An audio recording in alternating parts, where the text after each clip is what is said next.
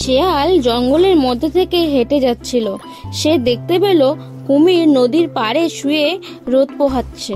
কি কুমির ভাই, কেমন আছো? দিনকাল ভালো যাচ্ছে না শিয়াল ভাই, জলে মাছ কমে এসেছে। কি খাবো কি করব কিছু বুঝতে পারছি না। ভাবছিলাম চাষবাস করে খেলে কেমন হয়। বাহ, এটা তো খুব ভালো প্রস্তাব, চলো আমিও রাজি।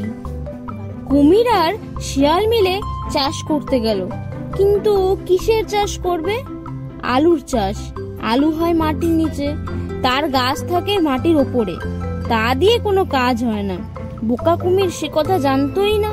সে ভাবলো বুঝি আলু তার গাছের ফল। তাই সে শিয়ালকে ঠকাবার জন্য বলল, গাছের আগার দিক কিন্তু আমার আর গোড়ার দিক তোমার।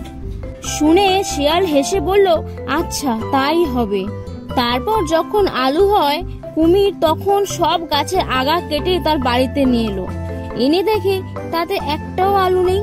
তখন সে মাঠে গিয়ে দেখলো শিয়াল মাটি খুঁড়ে সব আলু তুলে নিয়ে গেছে। কুমির ভাবলো, তাই তো, এবার বড্ড ঠকে গিয়েছি। আচ্ছা, আসছেবার তখন দেখবো। তার পরের বার হলো ধানের চাষ। এবারে কুমির মনে ভেবেছে আর কিছুতেই ঠকতে দেওয়া যাবে না।